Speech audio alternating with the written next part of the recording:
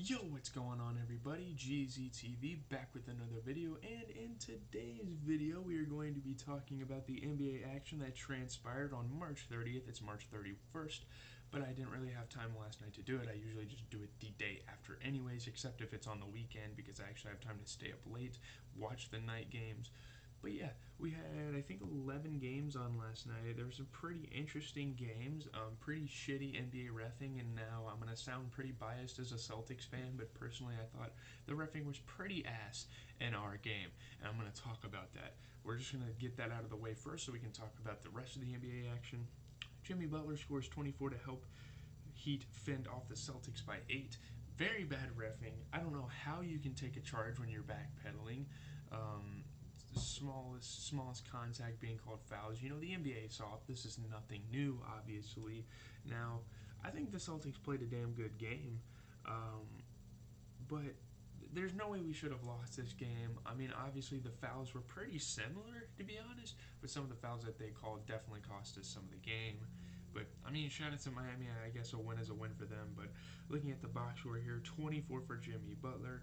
Bam Adebayo had 17 and 12. Let me tell you, Max Strus at the beginning of the game was looking insane. He's a very good shooter for them.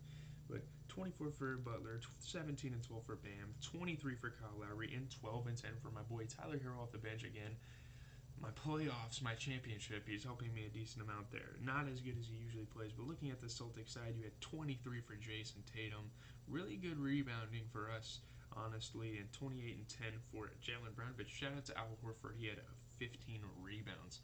That's a really good for a guy that can barely get off the damn ground. No offense to Al Horford. Let's move on to Mavs and Cavs. Love that rhyme. Doncic is 35 points and 13 assists, and the Mavs passed the Cavs by 8. And let me tell you, Luka Doncic is in MVP mode. Dorian Finney-Smith had a poster dunk, and he had 28 points, so I'll definitely give him credit where it's due. But Luka Doncic, 35 and 13, and damn near another triple-double. Another 35, 12 and 12 type of triple-double, almost. But not quite, but Luka Doncic is that guy, pal. He's looking absolutely incredible for this Mavs squad. But looking at the Cavaliers, they played all right. Darius Garland, they played pretty damn good actually. Karis LeVert put up 32. Darius Garland put up 25 and 10. Isaac Okoro, he's not a very big scoring option, and he ought to start trying to be a big scoring option. I think he was a pretty big problem in this contest. Cavs played pretty damn good though, for the most part. Let's move on to Nuggets and Pacers up next. Jokic just 37 points to lead the Nuggets past the Pacers by 7. A lot of big nights around the league. 37 and 13 for Jokic, and don't forget Bones Highland, my boy, putting up 20 off the bench, starting to become a very likable player of mine. I really like his game, him coming off the bench and being very efficient. But give credit to the Pacers. I think the Pacers played pretty good. 17 and 10 for Goga Batazde, 15 and 12 for Tyrese Halliburton, 20 for Buddy Hield. I think for the team, for where they're at in their season, I think they played pretty exceptional last night. Dwayne Washington and Lance Stevenson. Oh, let me talk about that Austin Rivers thing, because this kind of adds on to the reffing. I don't know how you can fake an elbow and be ejected from a game either. I don't know. That's definitely something I question. It's one of the most embarrassing, one of the most soft ejections I've seen in my life, and we're talking about the NBA here. But Lance Stevenson and Dwayne Washington were probably the reasons that the Pacers didn't win. Literally everyone else played good. Lance Stevenson is soft. He gets in people's head. He's literally a taller Pat Bev. Seriously, that's literally what he is. I'm taking forever on this video, by the way, but Magic and Wizards. Satoransky's unusual double-double lifts the Wizards past the Magic. When a guy like Satoransky comes out and has a good game, you almost can guarantee a win.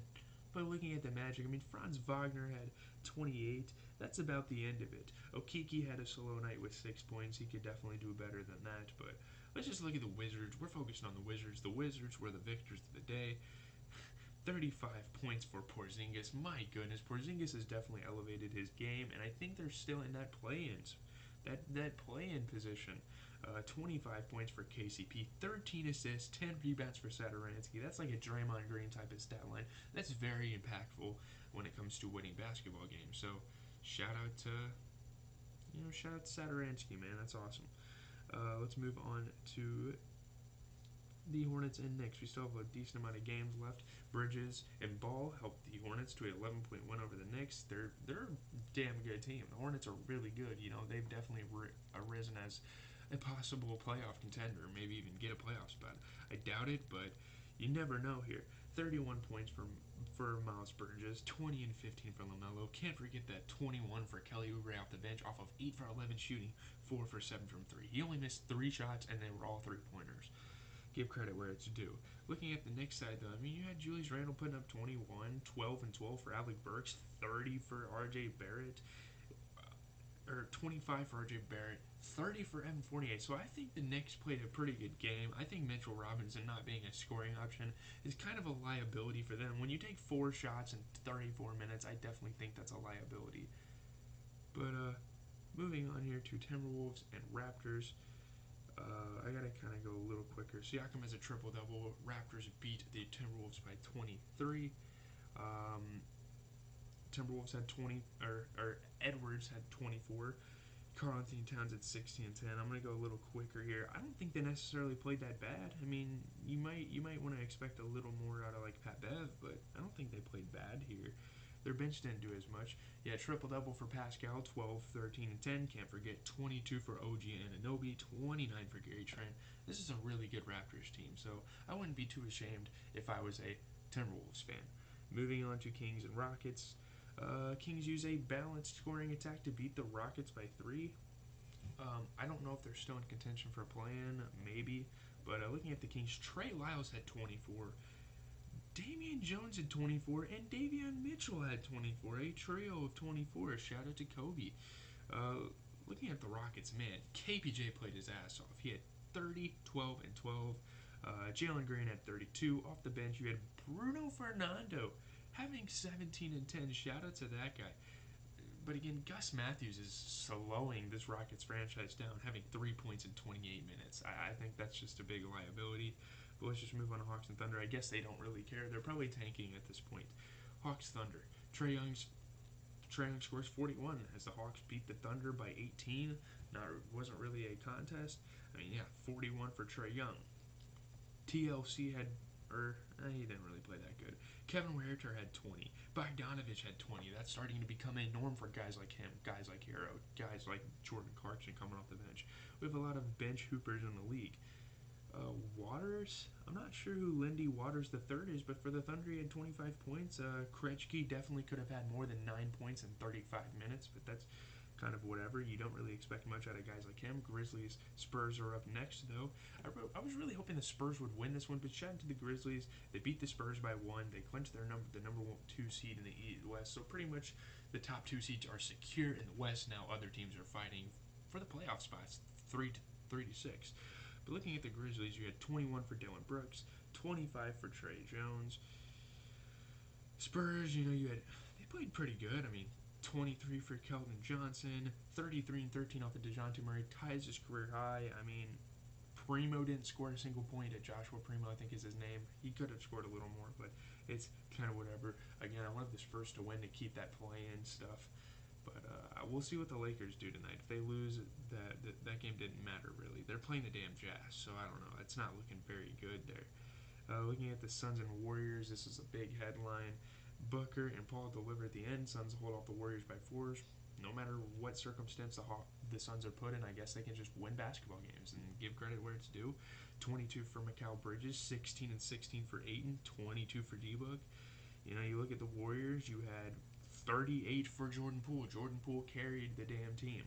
No doubt about it. Kevin Looney had a pretty slow night. I don't think he really played that many minutes in the first place, but Draymond Green, the big storyline is Draymond Green with the turnover at the end. Pelicans Trailblazers was the final game of the night. McCollum cheered in his return. He's finally back. Helps Pelicans beat the Blazers, although... Oh, he was cheering his return to the Blazers, to Portland. Okay, I understand that. I thought he was, injured, but I forgot that he used to play for the Trailblazers because he's leading a pretty good career here for the Pelicans. 25 points for him, 19 and 11 for Valanciunas. Ingram's back. That's awesome. Pelicans are a pretty good team, to be honest. I think they're a pretty decent team for a play-in spot. But on the other end, you had Drew Eubanks putting up 21 and Williams putting up 10 and 10. Pretty slow night for what's his name, Keon Johnson. Keon Johnson had 7 points in 22 minutes. It's whatever. Leave a like, comment, subscribe. It's always been GZT.